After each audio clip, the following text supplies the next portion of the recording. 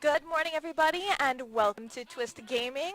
I'm here with Hunter from Steve Jackson Games. Hello. You guys remember Hunter from our very first PSI Presents where we did the Munchkin CCG. Yes. Very cool game. Matt and Josh got to play. I didn't. I'm very jealous. Well, you get this. This is even cooler. Got the cool part, guys.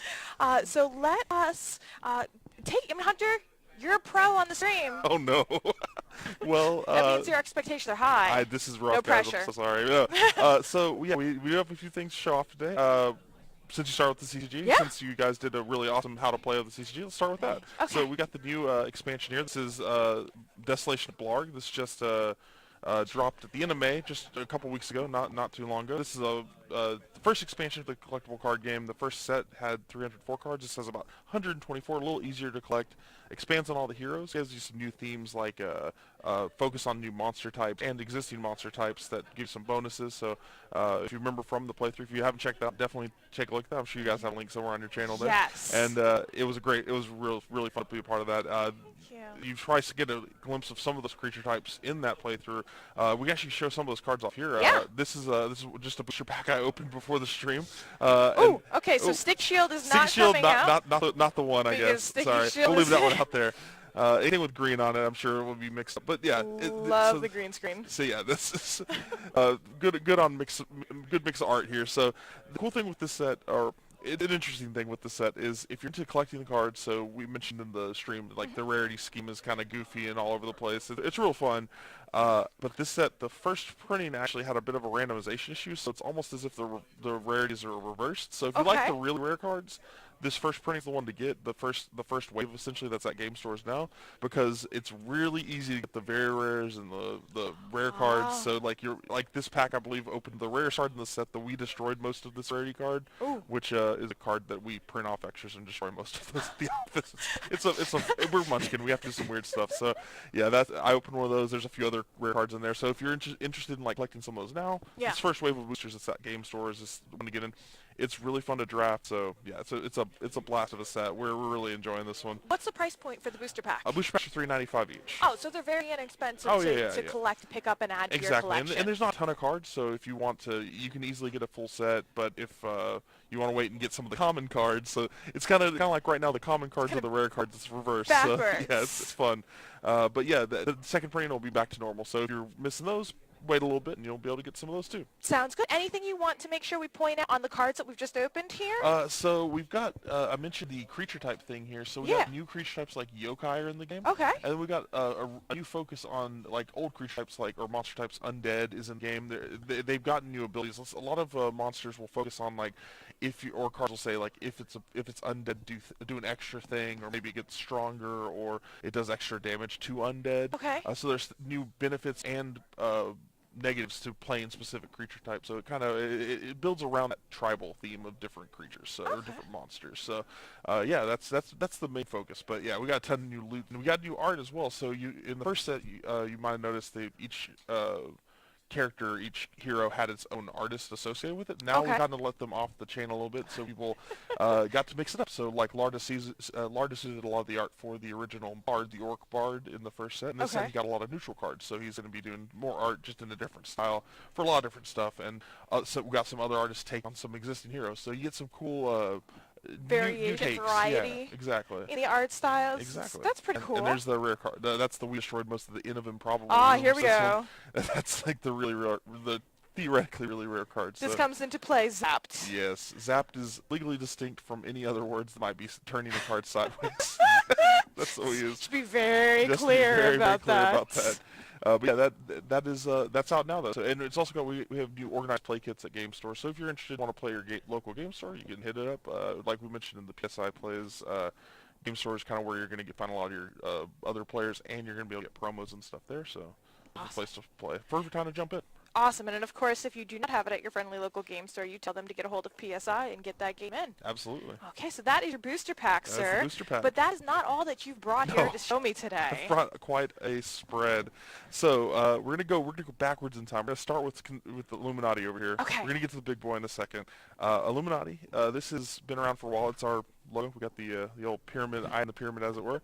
Illuminati came out in the 80s and has been a staple of our lineup for ever since, and this is the first time we've changed the game enough to where we felt like it was worth saying second edition. Okay. So this is Illuminati second edition, the first time it's actually been nominated as another edition, because we wanted to adjust some of the references. So the game itself is based around the Illuminati. You've got the different factions, Discordian Society, the Gnomes of Zurich, and they have little reference cards associated with them. So you have, and it's a lot of flavor text and fun. Like it tells you a little bit about the history of it. This is all based on quote unquote real conspiracy theories, but it's taking that into kind of a mocking turn. Okay. Like the Bavarian Illuminati. On the back, it has a lot of different.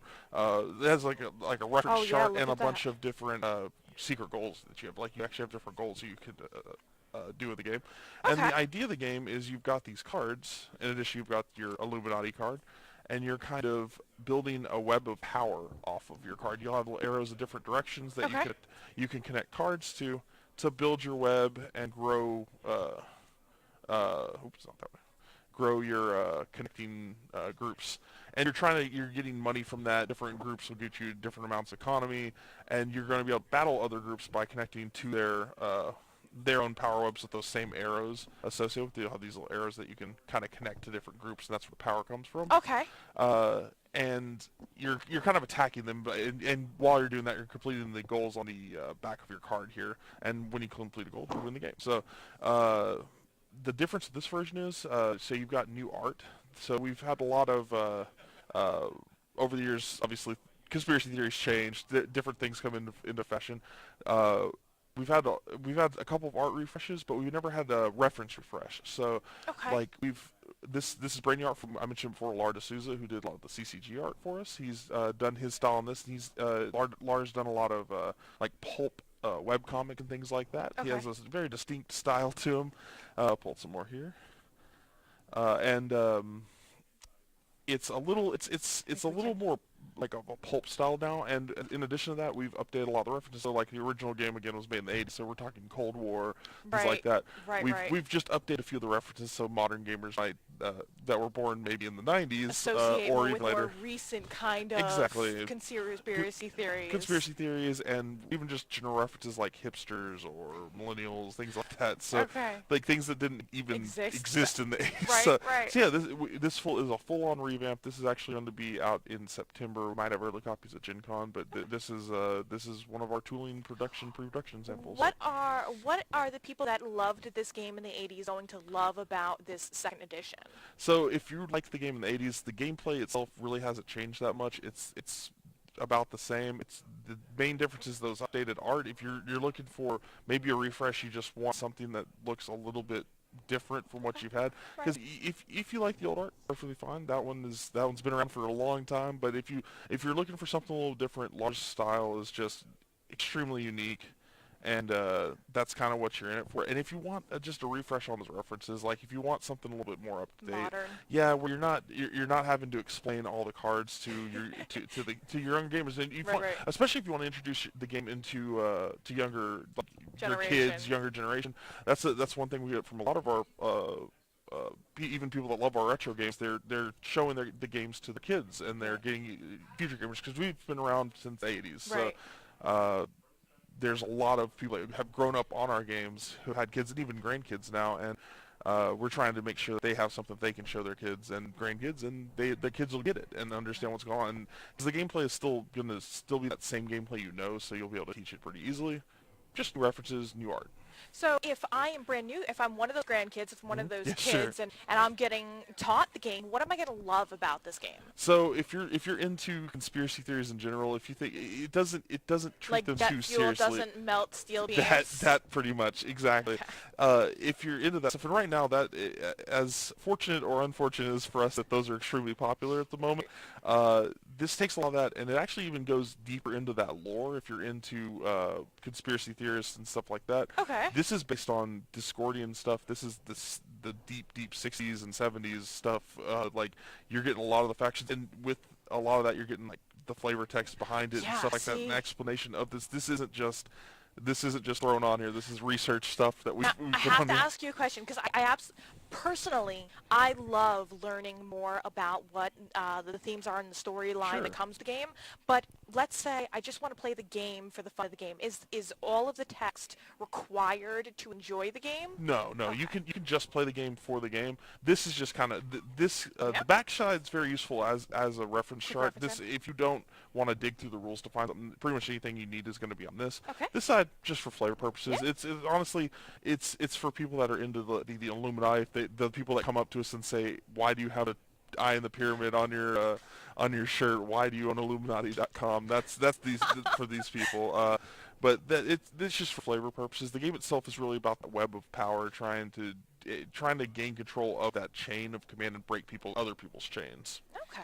Very cool. Now, talking about old games coming back. Yes. We've got more. Yes, yes. So this is just the tip of the iceberg in that regard. So we've got Triplanetary here, which is the even you older. much? So this game came from the I'm going to come back to main cam just because Sure. this box It's is huge. much larger. It's big. Look at the font there on Triplanetary. That is very retro. Yes, we tried to make it as retro as possible. The original version of this actually came out in 1973. Game came out in 73, and it actually released again. I think second edition was 81. The first one came out in a cardboard tube. That's how old this Really? game is. Yes, this game is. That's really neat. This is interesting. So this is actually one of Steve's favorite games of all time. He got the rights to this game in the late 80s, I believe, and Okay. we were going to reprint it in 1990. And yes, old school tokens. So Okay, so it's retro style for sure. I- Oh no, that's fine. Yeah, Okay. it's fine. I broke it, Oh guys. no, you broke it. It's over. It's over. That's coming out of my Do salary. we get to post this on like what did I just punch now? Yes, I think That's that how is- you goes? It has to. We have to. It's actually required by law in the Facebook groups. So, it's got definitely a retro look to it. It's got a lot of the old tokens. We actually did update the tokens to be a little more readable with numbers and stuff like that. Some of the references are on the Let tokens. me- And just to give you a let me scale bring this again, back. I'm going to show just one of these boards. This is one board. Oh. I'm not going to fold it all. I'm going to fold it all out once, but I won't lay it out. But this is one board. All right, where are we going? We're going. We'll go here, just so you see. Wow. Yeah. So that's one. I'll fold part of it up here. Because or else it's not going Yeah, to the table. yeah, it's just not going to work. But just to give you an idea of what it looks like. So that's one board. There's two boards about that size.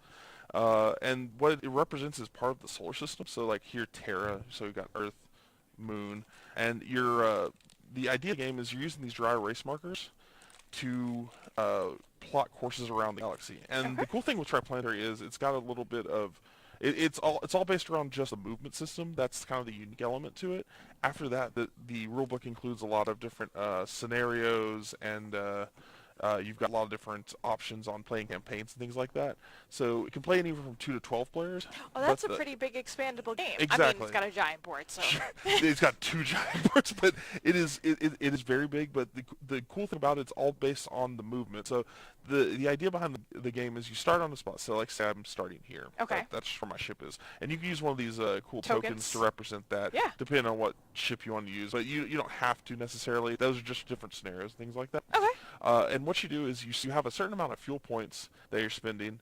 You usually just spend one at a time. Okay. And say I have like 10 fuel points, and I have some goal, like maybe a scenario saying I want to deliver cargo across the galaxy or something like that. So to do that, I would say I'm going to use a fuel point, and I'm going to start moving. So you just move in a straight line to the next hex. You put a dot there and just do a line. So that's where your ship is now. And you've spent one fuel point. Cool thing is I never spent fuel points after that. It is space. I'm still going to, my next move is going to go here no matter what, because I'm just going in a straight line. Gravity's taking me there. I've hit my thrusters. I'm gone. All right. So, but then if I want to spend another fuel point, I can maybe go farther. I can turn. So you're essentially using that fuel point, and your allotment of them, maybe it's 10, maybe it's 8. Depending on the scenario, again, it could be whatever you want. And you're saying, okay, I've spent one to start. Now I'm going to spend one to go over here. Okay. And bam, I'm changing Direction. direction. But the catch is, once you're out of fuel points, you're out of fuel. And wherever you're aiming, you're just going to go straight in that line. So I've run out of fuel in this game and just start going Gone in a straight off line. Exactly. in space, never to be heard from First again. time Steve taught us, it was like, you have this many fuel points you need to get from here to here. How do you do it? And I was like, I got this easy. and I was just like, I started jetting, and I was like, oh, I can't slow down Did and you stop. wave goodbye to the destination Yes, as I you was like, passed? I'm now a satellite. I'm not coming back. But that core concept of just moving across here, drawing lines, you do that on the board. Anywhere on this board, it functions similarly. The catch is you can also do it around these planets, Okay. and these little arrows represent gravitational pulls. So is you, this like Apollo 13 where you're using the slingshot. gravitational pull to do the slingshot? Every time I say that, someone wants to slingshot the moon or slingshot the earth, you can definitely slingshot. That's the cool thing. And the darkness matters. So like the darker they are, the heavier the gravity is. Like, Okay. so it'll affect your orbit a little bit more. So Luna really is just the It's a outline little and it's bit the light. white, but here we have the completely solid colored So if arrows. I move here, it won't necessarily. If I go from like this square to this square, it won't immediately affect me. But Okay. going a little bit farther, it'll start pulling me in. This one is more immediate. You're going to reach Terra pretty quickly. So that's the idea behind it. The cool thing is, I mentioned the scenarios. There's a lot of different scenarios. They go from 2 to 12. You can play 2-player, just a learning game on how to do it. There's combat if you want to add it. It doesn't have to be a combat game though. It could be just a racing game. A lot of one of the most popular scenarios, just like a 12-man race. You're just going around the galaxy and trying to, essentially, almost in a puzzle way, you have this amount of fuel. How are you going to make it the most efficient as possible and get through all the checkpoints and finish this race? Okay. So yeah, that's just generally what it is. It's So we talked about how this is an older game, and now Yes. this is a revamp. yes. So same question. What were the big changes between the original edition and this one? So this one, again, we wanted to keep this one pretty close to the original. Steve Yeah. really loves this game, and it's way ahead of its time. I mean, for coming out in 1973, the movement system is extremely fluid and dynamic. It's just very simple to learn. It's one of those easy to learn, hard to master types of systems Gotcha. that people really like. So not a lot's changed. He did add campaign play, so you can just have connected campaign of games Okay. with some different stats. He actually, in the rules, specifically calls it out. It's very much like an RPG in that way. Okay. You can play it narratively. You're playing from one scenario, and then you can have characters introduced and things like that, and they have different stats. You give them different stats, different merchants, and things like that. And you can connect all the games in that way, or you just play it one-off and just enjoy whatever particular type of scenario you like. Oh, that's pretty cool. Yeah, but the game itself really didn't have to change a lot. It's a really solid game right off the bat. Awesome. So is this game currently available, or is it going to be a release? It's coming out very, very soon. So Okay. it was a Kickstarter. It did get funded, and we got it off the backers. So it's getting the Awesome. backers' hands right now, and then after that, once we make sure it's in all the backers' hands, it'll ship from PSI. So there you go. See? That's where you go and get your games, guys. There you go. So if I want to keep up with the latest information or news about the retail release after you guys have completely finished fulfilling the Sure. Kickstarter backers, where am I going to get more information? Probably our social media channels, one of the better places. We have at SJ Games on Twitter and Facebook, and then you can also check out the Daily Illuminator, just sjgames.com/ILL, I believe is what it is on there. But you can also just search Daily Illuminator. It's the longest running daily blog on the internet. We started it back in the 90s, 92, I think. It's been going every day since then. We haven't missed a single day. We almost missed Really? a day the other week because our server went down, but I got it up for midnight, so we're good. That's what matters. Keep the streak alive. Oh, you got it. I mean, that's a pretty long-running streak. Yes, it's very. Okay, I'm going to come back to the main cam because there's one more game that I do want to talk about with you. We're talking about games that are old and are Yes. coming back. And I think there's just a really fascinating story behind Fantasy Trip. The Fantasy Trip, you got it. Got it right. Nailed it. So this is a game that Steve Jackson had originally designed Yes. in the 1970s underneath a different company before Yes. Steve Jackson Games was Steve Jackson Games. Yes, back when he did like Ogre and his original lineup essentially was Metagaming, I believe, was the original company there, and they had it released and it was well received. Started off with Melee. Yes. Because he didn't like the D&D mechanics, and it was one of the first RPGs Yes. to do the point system for stats as opposed to the dice roll like you see in Exactly. D&D. And then when Melee worked well, then Wizards was Yes. released. Melee and Wizard. So that was really great. There was a rift. Steve Jackson left. The original publishing company kept the rights to Yes. the company. That game ran for a while, but there wasn't support. The company was closed eventually. And Steve Jackson found a law that after 35 to 40 years, an author of an original piece of work could reclaim their publishing rights. That's so cool. Yes. Because Steve Jackson Games, you guys decided, he decided to design Grups, G-R-U-P-S. GURPS. GURPS. Close. Very close on that one. And that was kind of like, okay, well, if I can't do my thing, Exactly. I'm going, I love this concept, I'm going to make it a different game, but this is what I'm going to release. But now he's got his baby back. Yes, that's how it feels. So it is interesting. So you pretty much nailed it there. It was with the company, couldn't get the rights back. They held on to him even though they weren't doing anything, and it kind of drove him to make GURPS, which ended up being a smash hit for us. GURPS is huge, still ongoing to this day. But what he did was essentially take that system, add some things to it, and GURPS is more of an in-depth, but it still has like the point-buy system. A lot of those things that kind of started with the fan strip are in GURPS, just with more additional Chrome and things on top of it. So this is going back almost, taking that, and in a time where we have a lot more simple RPGs, narrative RPGs that are going to be one-shots that people can just sit down and play. It's perfectly timed for that. For people that don't have hours to sit down, you can sit down and play a game of Melee or Wizard very quickly. He's actually demoing here at Origins. We don't really have production samples of it or anything like that. It's still getting worked on. Sure. But he's got like the hex maps out, and it's these neat little hex grids, just token based, similar to these type of tokens, just with more fantasy characters on them. And again, it's going to be retro styled. He wants it to. The game was fun. It was ahead of its time, and he got his baby back. We did an all hands on deck meeting when he got it back. We're like, oh no, what's going on? And he's like, I've got it back. And it was just the immediate. Everyone was extremely excited. 'Cause even before that, for the past many years, every year want to get Fantasy Strip back. People ask about it online. We just couldn't do it. Now we can finally do it. So we're going to be launching that July 23rd on Which Kickstarter. happens to be the day before my birthday. Oh, well, that's convenient. Yes. So birthday money, just send it this way. We'll go ahead and I'll send you a cake. How about that? That's so nice of you. With the Fantasy Trip on it. That's nice of you. Yeah, it's going to be a lot of fun. We're really excited about that one. Melee and Wizard. We've got some cool stuff planned for the Kickstarter as well, so there might be some cool, interesting extra stuff there as well. Oh, that's neat. So keep an eye on that. And the price point's going to be really, really affordable, $14.95 each. So it's very, you're going to be able to sit down and play them very quickly. Non-gamers, new players to RPGs, perfect intro point for them. And for anyone who just wants a quick one-shot that they can carry around with them for less than $15. And I think that was one of the points of conversation was everybody's like, okay, well, if you're going to go do the Fantasy Trip, what's going to happen to, I'm going to mess up, I'm going to be dyslexic and GURPS. And that, I guess, was the big distinction, is that if you wanted a more complex RPG, that you would go the GURPS route, but if you wanted something that was very easy to play and pick up, then we would go the Fantasy Trip Exactly, route. and if you want to play the Fantasy Strip and see if you like that, if you're like, okay, this is fun, I'm still into this, I want something a little crunchier, you can just move into GURPS, and it's a lot of those same aspects. It works off of hex grids in a similar way. It's got the same kind of point-buy system too. It's just a little more amped up, and you can grow the world however you want. But for my money, I love the one-shots. I love doing little quick campaigns of things, so Fantasy Strip's right up my alley. Awesome. Well, Hunter, thank you so much for coming by and showing us all these great games that you guys have coming out.